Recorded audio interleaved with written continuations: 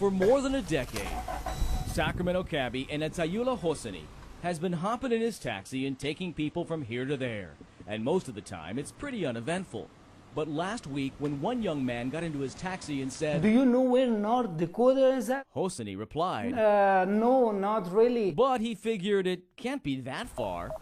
His GPS would tell him otherwise. It's gonna take about 22 hours and 15 minutes. But this father of four needed the cash and came up with an offer. A price came out of my mouth like $1,200. His passenger, 25-year-old Matthew Blackhansen, agreed, handing over $240 up front and then sweetened the deal by offering to pay him $1,500 when he got to North Dakota. He was even willing to sign this contract, telling Hosseini, I will pay the money over there, guaranteed. it was time for a road trip. The taxi driver left Sacramento, driving through 5 states, traveling nearly 1,500 miles to a place called Mandan, North Dakota. But when they arrived, Blackhansen's fiancée, who was supposed to bring the cash, never showed.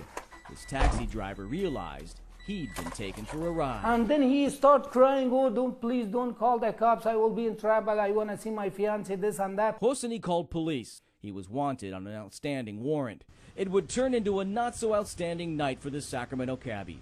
Out of gas and out of cash, he was forced to spend the night in a homeless shelter. I never slept in the shelter ever in my life. Swear to God.